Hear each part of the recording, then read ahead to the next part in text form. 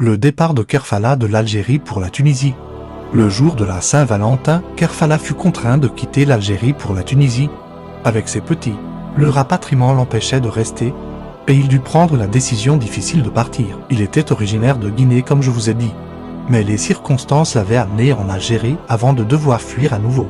Ils empruntèrent un taxi mafia qui les emmena à la frontière, dans l'espoir de ne pas se faire prendre par les autorités algériennes. Rencontrèrent des guides qui les aidèrent à traverser le territoire algérien pour entrer en Tunisie. Mais le voyage fut plus difficile que prévu, car ils durent attendre plusieurs jours avant de pouvoir partir. Pendant 1 semaine et 3 jours, ils errèrent dans la forêt, sans nourriture ni abri.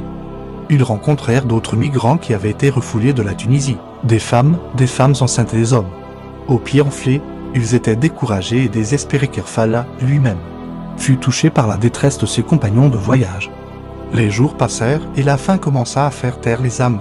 La pluie tombait nuit et jour, et certains tombèrent malades. Il n'y avait pas de médicaments et la famine faisait son œuvre. Finalement, après des jours d'errance, ils quittèrent la frontière de Soukra pour entrer en Tunisie. Ils marchèrent à pied pendant 3 jours et le premier jour, ils entrèrent dans le territoire tunisien.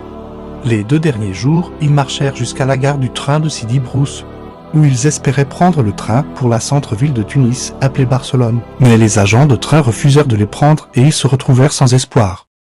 Leur seule chance était de marcher à pied les 300 km qui les séparaient de la centre-ville.